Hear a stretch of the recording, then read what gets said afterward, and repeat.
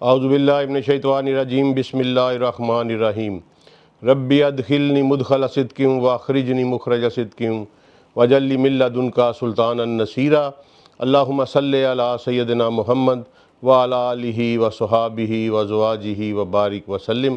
السلام علیکم ورحمۃ اللہ۔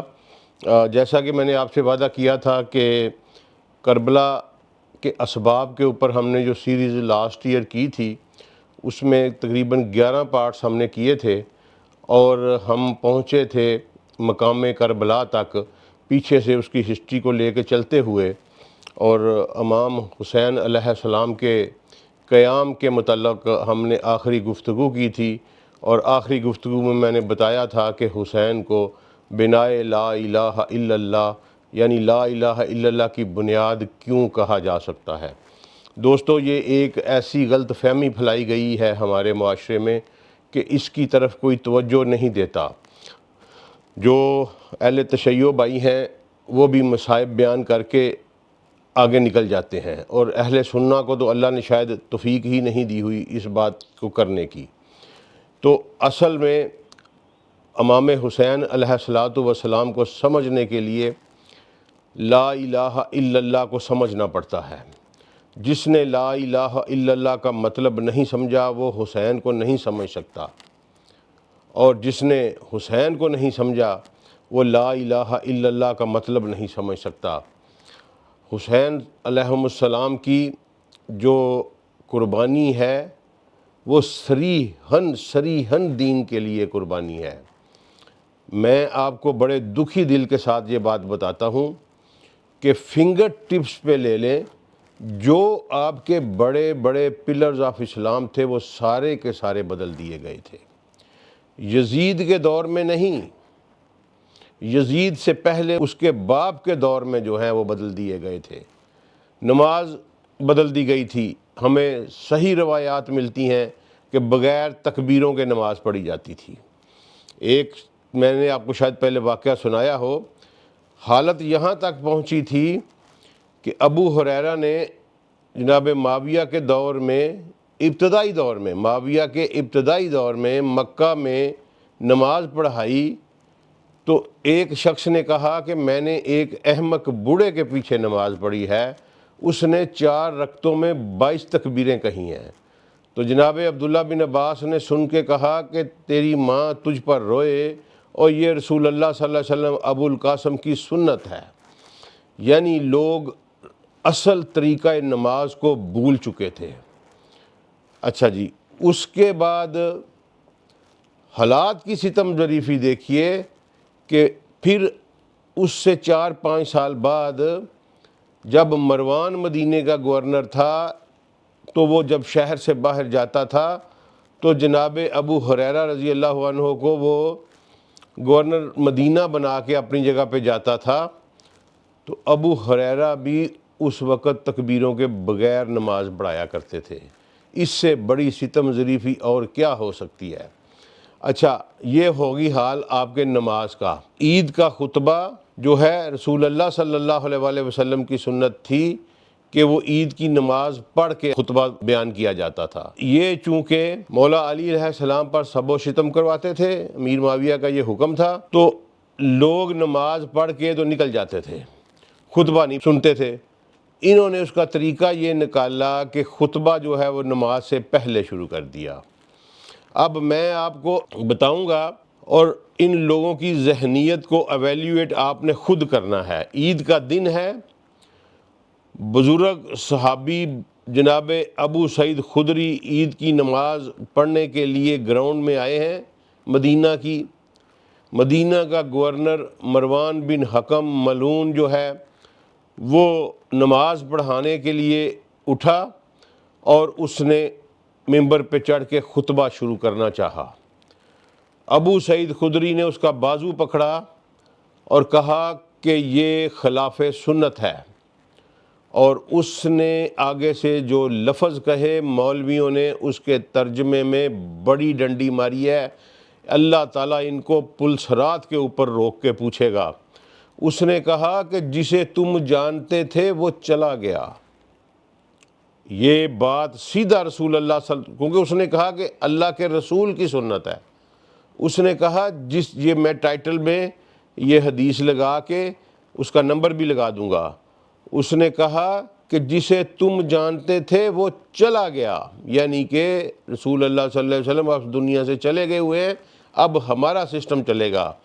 ان مولویوں نے ترجمہ اس کا یہ کر دیا کہ جسے تم جانتے تھے وہ سنت ترک کر دی گئی، یعنی کوئی ظلم و ستم کی کوئی ایک بات ہو تو ہم نہ روئیں۔ اس نے یہ بات کہی کہ جسے تم جانتے تھے وہ چلا گیا۔ جناب ابو سعید خدری نے کہا کہ میں جسے جانتا تھا وہ بہت بہتر تھا اس سے جسے میں نہیں جاننا چاہتا۔ اچھا، اور یہ عید کی نماز بھی کا طریقہ بھی چینج کر دیا گیا۔ آگے آ جائیں زکوٰۃ کے بارے میں۔ زکوٰۃ کے بارے میں ہمیں احادیث ملتی ہیں۔ لوگ عبداللہ بن عباس کے پاس گئے، عبداللہ بن عمر کے پاس گئے، عبداللہ بن عمر بن العاص کے پاس گئے کہ ہمیں معاویہ کے دور میں بیت المال کو غیر شرعی طور پر استعمال کیا جا رہا ہے، اپنوں کو نوازا جا رہا ہے، سیاسی رشوتیں دی جا رہی ہیں، بیت المال کا مال، یہ لفظ ہیں کہ بیت المال کا مال ناجائز اور حرام طریقے سے کھایا جا رہا ہے، کیا ہم انہیں زکوٰۃ دیں؟ تینوں برگزیدہ صحابیوں نے کہا کہ تم اسے زکوٰۃ دے دو۔ رسول اللہ صلی اللہ علیہ وسلم نے فرمایا تھا کہ اس کا وبال حکمران کے سر پہ ہوگا۔ پھر آخر میں یہ وقت آیا کہ لوگ عبداللہ بن عمر کے پاس آئے، کہا کہ اب اس نے غیر مسلم عمل بنا دیے ہیں، ہمارے گھروں پر زکوٰۃ اکٹھی کرنے کے لیے عیسائی آتے ہیں۔ دوستو، یہ ظلم، یہ ستم اسی دور میں ہوا تو عبداللہ بن عمر نے کہا کہ اب نہ دو۔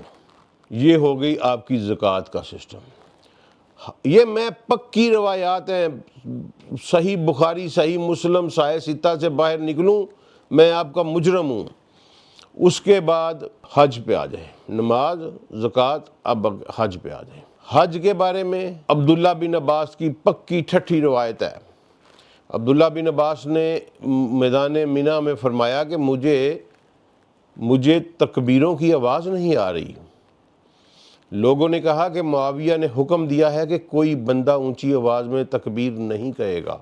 ٹھیک ہے جی، لوگ معاویہ کے خوف کی وجہ سے تکبیر اونچی نہیں کہہ رہے۔ عبداللہ بن عباس اپنے خیمے سے باہر نکلے اور فرمایا کہ ان نامرادوں نے بغض علی میں سنت رسول کو ترک کر دیا، بغض علی میں سنت رسول کو ترک کر دیا، اور بغض علی جس میں ہو اس کے بارے میں رسول اللہ کا جو فرمان ہے وہ بڑا کلیئر ہے، مسلم کی حدیث 240 میں، کہ اے علی تم سے صرف مومن محبت کرے گا اور تم سے بغض صرف منافق رکھے گا۔ جناب عبداللہ بن عباس نے کہا کہ اللہ ان لوگوں پر لعنت کرے، انہوں نے بغض علی میں سنت رسول کو معطل کر دیا۔ اور عبداللہ بن عباس اپنے خیمے سے باہر نکلے، اپنی سواری پر سوار ہوئے اور اونچی آواز میں تکبیریں کہنی شروع کر دیں۔ یہ حال حج کا ہو گیا ہوا تھا۔ کس سسٹم میں آپ کو بتائیں کہ پورا ایک اسلام کا نیا ورژن جو ہے وہ لانچ کیا گیا تھا۔ اس نئے ورژن میں رسول اللہ صلی اللہ علیہ وسلم کی آل کو ایک بڑا مجرم دکھایا گیا تھا۔ مولا علی علیہ السلام اور ان کے ساتھ کے لوگوں کو خلاف اسلام اور غیر مسلم دکھایا گیا تھا۔ حالات کی ستم ظریفی دیکھیں کہ جب مولا علی علیہ السلام کی شہادت کی خبر دمشق میں پہنچی اور کہا کہ ان کو مسجد میں قتل کر دیا گیا حالت نماز میں، تو لوگوں نے کہا کہ علی تو نماز ہی نہیں پڑھتا تھا، مسجد میں کیا لینے گیا؟ اس طرح کا پراپیگنڈا کیا گیا۔ تاریخ شاہد ہے اس کے اوپر۔ عمر بن عبدالعزیز نے جب پابندی لگائی کہ کوئی مولا علی پر سب و شتم نہیں کرے گا خطبے میں، تو دمشق کی مسجد میں ایک شور اٹھا کہ ایک عظیم تر سنت جو ہے وہ آج ترک کی جا رہی ہے۔ یعنی لوگوں کی ایک تین چار نسلیں جوان ہوئیں اسی پراپیگنڈا کے تحت کہ علی پر سب و شتم کرنا سنت ہے۔ اچھا، اس کے بعد ایک بہت بڑی ایک ڈسپیوٹڈ ڈیبیٹ جان بوجھ کر انیشیٹ کروائی گئی امیر معاویہ کے دور میں، اور وہ یہ تھی، وہ جو جبر اور قدر والی جو ہے ڈیبیٹ۔ آپ کو صحابہ کرام رضوان اللہ علیہم اجمعین کے دور میں کسی صحابی نے کبھی یہ سوال نہیں کیا، جتنی روایات ہیں ساری غلط ہیں، کسی صحابی نے یہ ڈیبیٹ ہے ہی نہیں تھی، ٹھیک ہے۔ انہوں نے ایک بیانیہ کریٹ کیا، بیانیہ یہ کریٹ کیا کہ اللہ نے علی کو شکست دی ہے، اگر اللہ نہ چاہتا تو معاویہ کبھی حکمران نہ بن سکتے۔ اسی طرح عبد الملک بن مروان نے اپنے سگے کزن عمر بن سعید کو قتل کر کے، تو اس نے کہا کہ اللہ نے اس کو قتل کر دیا۔ لوگوں نے کہا خدا دا خوف کر، تو قتل کیتا؟ اس نے کہا بھئی اگر اللہ نہ چاہتا تو میں اسے قتل نہ کرتا۔ اور اس کے اوپر سلطنت کے چراہوں میں، بازاروں میں، مساجد میں، ہر جگہ پر یہ ڈیبیٹ کرائی گئی جبر اور قدر کے مسئلے کے اوپر۔ اسی ریٹیلیشن میں پھر دوسرے لوگ جو ہیں وہ پیدا ہوئے، اسی ریٹیلیشن میں، ٹھیک ہے، جنہوں نے کہا کہ تقدیر ہے ہی نہیں۔ یہ اسلام کے نئے ورژن بنانے کی ایک ڈیلیبریٹ اٹیمپٹ تھی، ٹھیک ہے۔ ایون کہ یزید ملعون نے، میں اس پہ آؤں گا، لیکن یزید لعنتی کردار نے جب جناب امام زین العابدین کو مخاطب کیا اپنے دربار میں، تو کہا کہ تم پر یہ حالت اس لیے آئی ہے کہ تم نے اللہ کے احکامات کی خلاف ورزی کی ہے۔ اور جب ابن زیاد کے دربار میں اس نے پوچھا کہ یہ لڑکا کون ہے، اس کو بتایا گیا کہ علی بن حسین ہے، تو اس نے کہا اللہ نے علی بن حسین کو قتل نہیں کر دیا؟ تو اس کو لوگوں نے کہا کہ نہیں، ان کا بڑا بھائی، اس کا نام بھی علی بن حسین تھا، یعنی اللہ نے قتل کر دیا۔ یہ نظریاتی ڈیویشن پیدا کی گئی اسلام میں۔ یہ صورتحال، یہ ساری چیزیں جو میں بتا رہا ہوں، یہ یزید کے دور کی نہیں ہیں، یہ یزید سے پہلے کی دور کی ہیں۔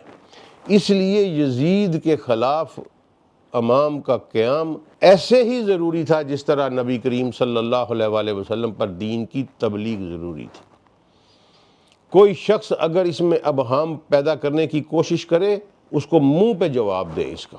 یہ جناب رسول اللہ صلی اللہ علیہ وآلہ وسلم کے خون کے ساتھ سب سے بڑی غداری ہے کہ وہ خون جو بقائے اسلام کے لیے بہایا گیا، تم اس کو متنازع بنا دو۔ حسین کے خون پر تنازع کرنے والے اگر کسی مذہب کے دعوے دار ہیں تو ہم اس مذہب کو نہیں مانتے، جو مرضی لے آؤ۔ اس کے ساتھ ساتھ ایک اور کردار کو میں آج بے نقاب کرنا چاہتا ہوں، جس کو جان بوجھ کر چھپایا جاتا ہے۔ دوستو، یہ جو آج آپ حالات دیکھ رہے ہیں نا، ان کی پہلی قسط اس وقت کی چلی ہوئی ہے۔ انہوں نے ایسے ہی تلوار نہیں اٹھا لی تھی آل رسول صلی اللہ علیہ وآلہ وسلم پر۔ جناب رسول صلی اللہ علیہ وآلہ وسلم کی پاک اہل بیت کو چھریوں سے ذبح کرنے کے پیچھے جو بیانیہ تھا، وہ آج بھی وہی ہتھیار استعمال کیا جاتا ہے۔ اس نے باقاعدہ فتویٰ لیا تھا انہوں نے، اور فتویٰ دینے والے وہی لوگ تھے جو آج فتوی بازی کا کام کرتے ہیں۔ یہ روایت انہوں نے بنو امیہ نے ڈالی ہوئی ہے۔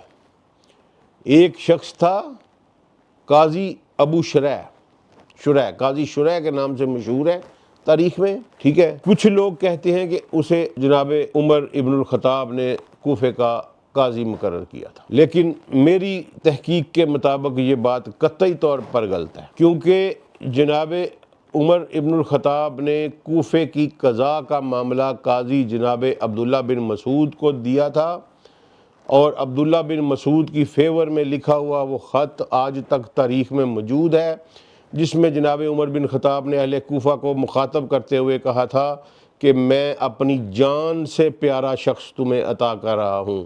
یہ وہ شخص ہے جو رسول اللہ صلی اللہ علیہ وآلہ وسلم کے نلین مبارک اٹھاتا رہا ہے، اور یہ مجھے پوری سلطنت، پوری دنیا سے عزیز ہے۔ میں اپنا جگر چیر کے تمہیں یہ شخص دے رہا ہوں، اس کی گستاخی نہ کرنا۔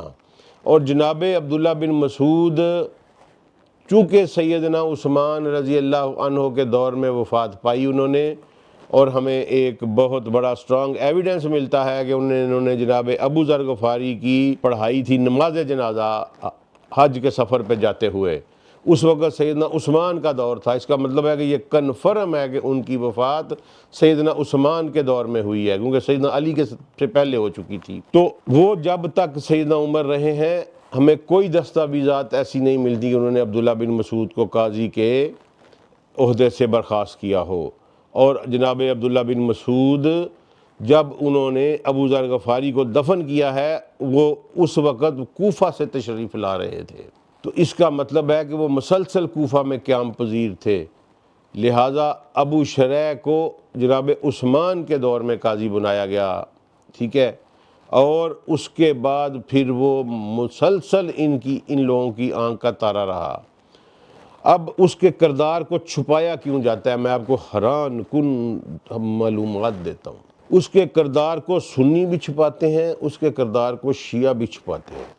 شیعہ تھوڑا تھوڑا بولتے ہیں، بڑا کوئی محقق قسم کا اسکالر ہوگا تو شیعوں میں سے وہ بولے گا، ادروائز عام لوگ نہیں بولتے۔ جو فقہ حنفی ہے وہ ابو شریح کے فتووں سے بڑی پڑی ہے، اس لیے اس ملعون کا کردار واقعہ کربلا میں چھپایا جاتا ہے، اور اہل تشیع اس کو اس لیے چھپاتے ہیں کہ اس نے مولا علی کے دور میں اپنے آپ کو کے اوپر لبادہ اڑا اور اپنے آپ کو بہت بڑا جو ہے نا جی شیعہ نے علی جو ہے وہ ثابت کیا، اسی وجہ سے مولا نے بھی اس کو کوفہ کی قضاء کے اوپر برقرار رکھا۔